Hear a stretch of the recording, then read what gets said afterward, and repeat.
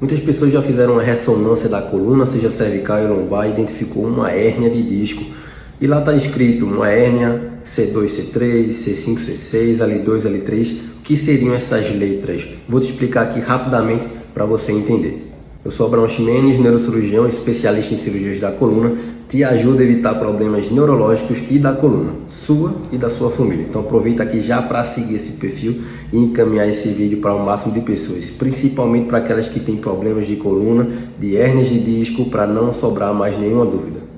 Antes de falarmos exatamente o que está escrito no laudo, né, L2, L3, C3, C4, C5, C6, em relação à hérnia de disco, a gente precisa entender um pouquinho sobre a nossa coluna.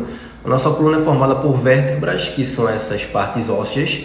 Aqui, ó, tudo isso é uma vértebra, outra vértebra, e entre uma vértebra e outra nós temos uma estrutura que é o disco intervertebral, tipo uma cartilagem, um amortecedor que vai proteger para que um osso não fique em contato com o outro e facilite o nosso movimento, tá? Então, por exemplo, a nossa coluna cervical aqui no pescoço, ela tem 7 vértebras dessas. A nossa coluna torácica, aqui na parte do tórax, ela tem 12 vértebras dessa. E a nossa coluna lombar, ela tem 5 vértebras dessa, cada uma delas com um disco intervertebral entre eles. Então aqui nesse modelo, o que é que acontece? Digamos que essa vértebra aqui seja L2 e essa aqui seja L3.